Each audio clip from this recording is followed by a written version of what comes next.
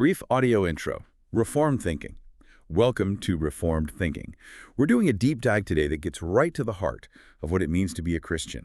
Specifically, the nature of forgiveness. How does it work? And how does that forgiveness, by itself, create peace with God? That's the question we're tackling. And our source material for this deep dive is John Calvin's commentary on the Psalms. We're going to see how he analyzes the doctrine of justification by faith alone, but he does it through King David's reflection in Psalm 32. And we're really focusing in, aren't we, on just the first two verses of that psalm. We should also mention the translation because the specific wording matters. We're using the 1854 English version from the Calvin Translation Society by Henry Beveridge. Right, that context is helpful. So our mission today is really to unpack Calvin's argument that the free remission of sins isn't just, a step in the process. He says it is the single gate of eternal salvation. We want to understand what that actually means for a believer's assurance, for their conscience, for their peace. Because in Calvin's mind, this isn't just an interesting thought on Psalm 32. He says this is the full definition of the righteousness of faith. So not a piece of the definition, but the whole thing, the mechanism that takes a person from condemned to blessed. So let's start where David starts. Why are his words so layered? Okay, so we begin with David's declaration in Psalm 32. And what's immediately striking is that he doesn't just say it once. He repeats this idea of forgiveness and blessedness 3 times over. And this repetition isn't just for poetic effect, it's theologically massive. He really drives it home. The source points out these 3 statements that all define what it means to be blessed. First, blessed are they whose iniquity is forgiven, then whose transgression is covered, and finally, blessed is the man to whom Jehovah imputeth no sin. It's like he's layering these ideas to make sure there's absolutely no misunderstanding. Blessedness is all about God's action on sin. Exactly. And Calvin takes that triple statement and uses it to build his entire argument for sola gratia grace alone.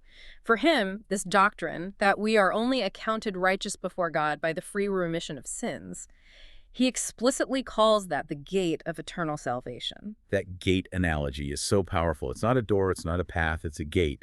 If it's the gate, it means it's the only way in. You can't climb the wall, you can't dig under it. Any other approach, any religious effort, it just doesn't work. So what does Calvin mean by free remission being that single entry point? Well, he means that the only way God can actually accept people who, by all rights deserve condemnation is if he performs this total act of gratuitous reconciliation. It has to be free. We can't pay for it. We have nothing to pay with. If it required even a tiny piece of human merit or effort, the gate would effectively be shut for good because our best efforts, as we'll get into, are just fundamentally flawed. Right. The gate isn't a turnstile where you put in your coins of good deeds. It's just thrown open by grace. And Calvin points out that the Apostle Paul confirms this interpretation. He says Paul, in Romans 4, is the assured interpreter and witness of what David is saying here. And that's the link that solidifies the whole thing. It gives us what you mentioned earlier, the full definition of the righteousness of faith. Paul's use of Psalm 32 means that faith is defined not by something we do, but by this state of being. You are only blessed when you are freely reconciled to God and counted as righteous by him. It's a status that's completely external to your works. Let's go back to that repetition for a second, because David's threefold statement seems to be the foundation for a believer's assurance. Iniquity is forgiven, transgression is covered, and sin is not imputed. Are these just synonyms, or is Calvin saying they each do something different? Calvin sees them as 3 ways of confirming the absolute certainty and the completeness of that remission. So yes, they point to one great action, but each phrase kind of pushes back against a different kind of guilt or fear we might have. Forgiven means the debt is canceled, the burden is literally lifted off. Okay, so that's the weight being removed. What about covered? Covered means the offense is hidden from God's judging eye. It's concealed. It's not that it didn't happen, but it's no longer visible to the judge. And then there's the third one, which feels very legal. Blessed is the man to whom Jehovah imputeth no sin. That's about imputation, right? That's exactly what it is. Imputation is a legal reckoning. When God imputeth no sin, it means he doesn't add it to your account. He treats you for the purposes of judgment as if the sin never happened. So forgiveness is removal, covering is concealment, but non-imputation. That's the judicial act. That's the declaration that you are righteous in his sight. And this is so central to Reformed thinking, because if God just forgave you, you might still lack the positive righteousness you need to stand before him. But by not imputing sin, the way is cleared. That clarity on non-imputation is so helpful for the listener because you can see the direct line from the Old Testament idea of blessedness to the New Testament doctrine of salvation. Calvin even brings in Zacharias' song from Luke's Gospel, where the knowledge of salvation is defined as knowing the remission of sins. It is. Salvation is defined by this change in legal status. And what's really striking in Calvin's analysis is the fixed order this creates for anyone who's looking for happiness or peace with God. You can't come at it backwards. What do you mean? You have to start by admitting that you are, on your own, completely worthy of destruction. That's the 0 point. And from there, the only way forward is to accept that God can only be reconciled to you by freely pardoning you and bestowing his favor out of grace. So if you're a listener seeking that kind of reconciliation, you can't start by polishing up your spiritual resume. No. You have to start with a full and honest acknowledgement of your own inability, your complete dependence on God's free favor. It seems the gate itself demands that you leave all your own efforts behind. That's a great way to put it. And that clarity on the free part of remission leads to this huge theological consequence. Calvin puts it in very stark terms. The blessedness that David is talking about here, it utterly destroys the righteousness of works. Utterly destroys, not weakens, not diminishes. Destroys. That's so final. I think we need to spend some time on why that destruction is so necessary. Why can't our good works just, coexist with God's grace in the process of justification? Why is it a zero-sum game? It has to be a zero-sum game because of the standard God judges by. The sources lay this out very clearly. If God were to withhold mercy and just judge everyone according to his perfect law, every single person would be, in Calvin's words, utterly wretched and accursed. This isn't about just making some mistakes. It's about the very nature of who we are and what we do. You're talking about the doctrine of total inability. The idea that before God works in us, every part of us, our mind, our will, our desires, is corrupted by sin. That's right. And because of that, before regeneration, a person's entire life is, from God's perspective, hateful and loathsome. Every thought, every action, every intention. It's all tainted by that original corruption. There's just nothing left untouched, which makes any effort to clean ourselves up totally futile. Which brings us back to what you said earlier. We have to rely on the grace of God alone. If everything we produce is hateful and loathsome, then we literally have nothing to offer. We show up at the gate empty-handed. And this is where Calvin directly confronts what he calls the error of the papists, which really stands for any system that tries to bring human merit into the picture. Their objection was that, okay, you need pardon for your sins at the beginning of your Christian life. Right. But once you're cleaned up, you can start earning merit. You can start building up your own righteousness through your works. Well, that sounds logical to the natural mind. You get a fresh start and then you get to work. Why is Calvin so insistent that this view is completely wrong and actually destructive to the whole idea of free pardon and assurance? Because it completely misunderstands God's standard. Yeah. Calvin's counter is that we need mercy perpetually, even after regeneration. This is the part people miss. We don't just need justification to get started. We need it to continue every single day. So even the good things a Christian does, the works done after being made new in Christ, even those aren't good enough to stand before God. Not even close. He argues that no work done by a person can please God unless he pardons the sin which mingles with it. Think about that. When a believer prays or shows charity or fights a temptation, there is always some mixture of a wrong motive or pride or a lack of perfect love mixed into that action. Sin is still present in the believer. That really forces you to reevaluate your own efforts. Yeah. We tend to judge our good works by looking at other people or maybe how we used to be. Yeah. But Calvin is saying the only standard that matters is God's perfect law. Exactly. The sources quote him saying that even the works of the saints are spotted with stains and are unworthy of reward when judged by that perfect standard. We just fail to grasp how absolute God's judgment is. It demands flawless perfection. To make that point, he uses that incredible, severe metaphor. He says that in God's eyes, the very brightness of the stars is but darkness. Yeah, that metaphor tells you everything about God's holiness. Just picture the brightest star you can imagine in the night sky. It's radiating this pure, intense light. That's the best righteousness we can possibly conceive of. And yet, when you put it next to the infinite, blazing perfection of God's own holiness, that star's light it's gone. It's rendered as darkness. It's not just that there's a gap between us and God. It's that the gap is unbridgeable by our efforts. If the best works of the most devoted saints are seen as darkness in God's sight, then the whole idea of human merit just evaporates. It's not a factor.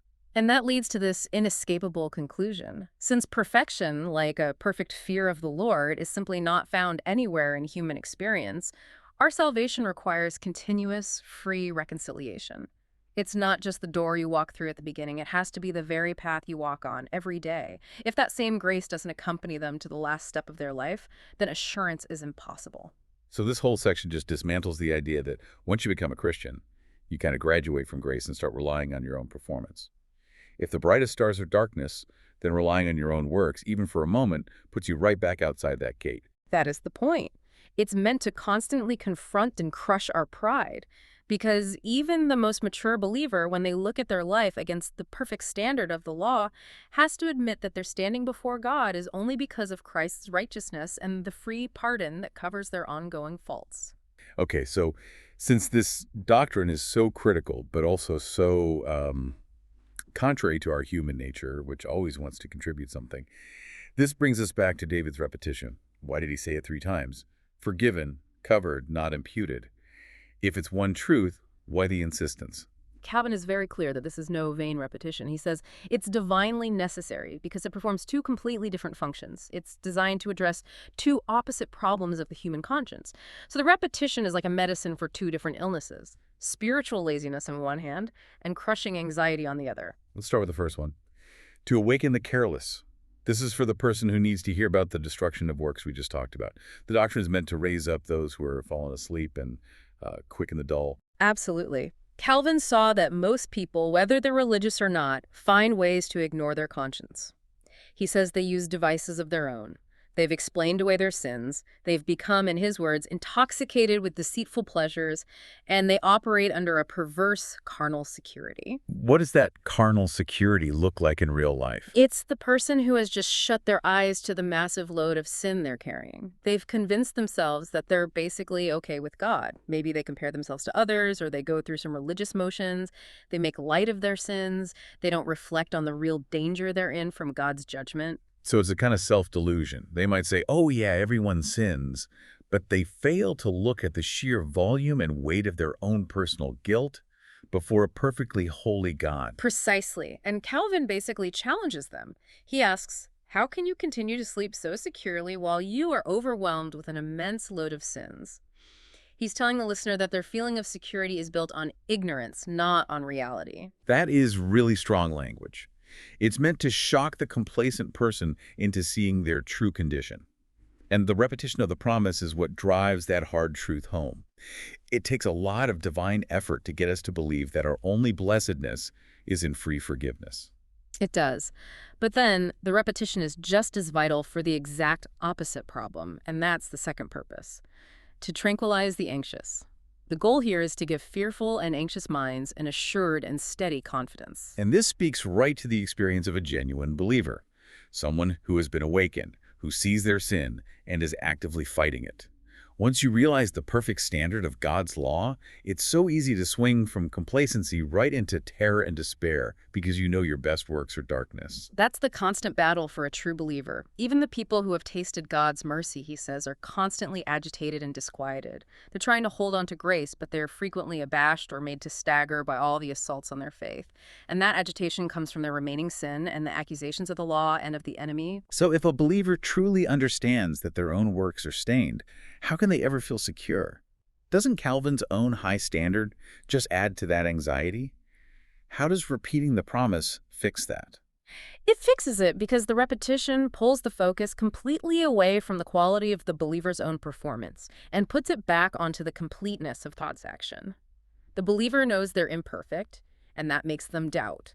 But the repetition forgiven, covered, not imputed, acts as this threefold confirmation that battles the internal war in their conscience. So it's a constant reminder that what God has done is complete and finished. Since doubts are often coming upon them one after another, just hearing it once isn't enough. Not at all. That's why he says the Holy Spirit confirmed and ratifies the remission of sins with many declarations. This repetition gives incredible comfort because it's an objective promise. It stands outside of your feelings or your performance on any given day. It's what keeps despair from completely overwhelming you. And it's what gives you that assured and steady confidence that is built on God's declaration, not your own holiness. That double purpose is just pastorally brilliant. It first crushes the pride of the person who thinks they're righteous, and then it lifts the crushing weight off the person who knows they're not. And the one thing both people need is to rely completely on the freeness of the pardon. Right. And to really feel the force of this doctrine of free remission, we have to look at the specific contrast Calvin was drawing in his own time. He directly targets any view that tries to undermine the sufficiency of God's grace by denying how complete that free pardon really is. Yeah, the sources name the papists of his day, but we should probably understand that as a critique of any system, then or now, that tries to sneak human contribution back into justification. His main complaint is that they make light of the blessedness of forgiveness that David is describing in Psalm 32. They do. He says they fail to penetrate the real meaning of the prophet. They might read the verse, but they treat it like a common saying and of little importance. They don't grasp the huge doctrine of justification that Paul pulls from it. They just assume blessedness comes from following a moral code, not from a radical change in your legal standing before God. And the root of that mistake, according to Calvin, is what he calls the delusion of Satan. That's incredibly strong language. What exactly was the error that he felt was so dangerous? The delusion is the idea that people are adorned with merits that can get them God's favor. So instead of relying only on grace, they obtrude their virtues upon God. They essentially shove their good deeds in God's face, acting as if they've earned a big part of their blessedness through their own efforts. And that, of course, completely contradicts the idea that blessedness utterly destroys the righteousness of works. This desire to mix our effort into justification seems to lead to all sorts of man-made religious practices, doesn't it? The human mind just wants to make it a transaction. Yes. They fool themselves with what he calls the device of a partial righteousness.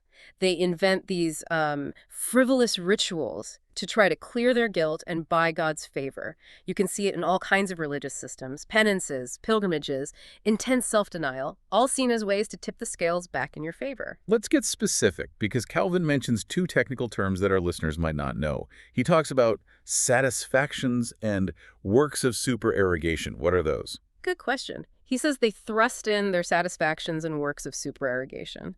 So satisfactions historically were acts of penance that a person had to perform after confessing a sin.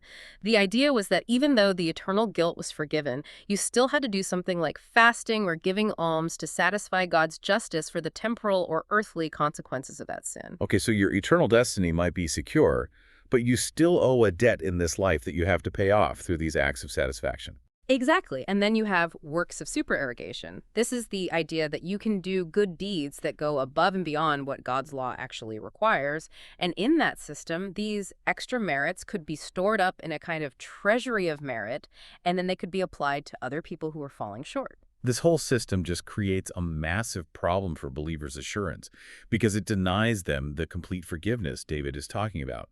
If you still have to perform a satisfaction, or if you're relying on someone else's extra credit, then your standing is still tied to this flawed human economy. It results in what Calvin called a half pardon. They might distinguish between the fault being forgiven and the punishment being forgiven. But if you're still on the hook for some kind of punishment, you haven't received a full pardon. True remission, like David describes, forgiven, covered, not imputed, has to be total and absolute. And this all comes back to that fundamental mistake. They believe that the pardon of sin is only necessary at the beginning of righteousness. That's the error that keeps repeating. It leads them to think their later works are actually worthy of reward because they just completely miscalculate God's perfect judgment.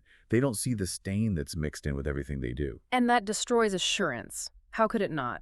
If your standing with God depends, even a little bit, on your works of satisfaction or merit, how could you ever know if you've done enough? Your conscience would be in a constant state of terror, always calculating your efforts against your failures. Assurance becomes this fragile thing that depends on your feelings and your performance. So Calvin's conclusion is really clear. True blessedness demands that you accept that God is reconciled to you, even though he could justly treat you as an enemy. It requires complete, ongoing reliance on that gratuitous reconciliation. There's just no room for human merit to gain favor, and that is the only foundation that can possibly support an assured and steady confidence. Right. So now that we've seen that free remission is the gate and that it destroys our works, we have to look at the completeness and the persistence of this grace through the whole life of a believer. And David's repetition really defines that completeness. God's action is total. He performs remission by freely pardoning, which means lifting off and taking away. He He's covering the sin, and he's not imputing it. These are all definitive acts of God that result in a complete forgiveness, not some partial pardon that we have to top up with our own efforts. And that complete action sets up the final part of the argument, which is that this grace isn't just for getting in the door. It has to accompany them to the last step of their life. The believer is still involved in faults every day. Sins of omission, sins of commission, failures in love. And if they had to rely on their own strength for justification, they would fail God's judgment every single day. So justification is a declaration that happens once, but our need for its covering, for its application to our daily sin, that's continuous. It's the persistent reality for a justified person until the day they die. It is, and we see the perfect example in David himself. Here is a man who had made huge advances in holiness, and yet he placed the Alpha and Omega of his salvation, the beginning and the end of it, in his gratuitous reconciliation to God. If David, the man after God's own heart, knew that his entire hope rested on mercy, well, how much more should we?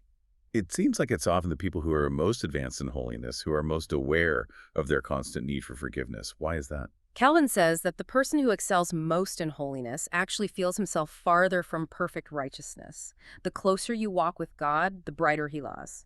His perfect law shines on you, and the more clearly you see your own remaining sin and just how vast the distance is between your best efforts and God's perfect standard. So ironically, growing in holiness actually increases your humility and makes you trust only in God's mercy. That is a fascinating paradox. The spiritual giants aren't the ones who think they've built up a surplus of merit.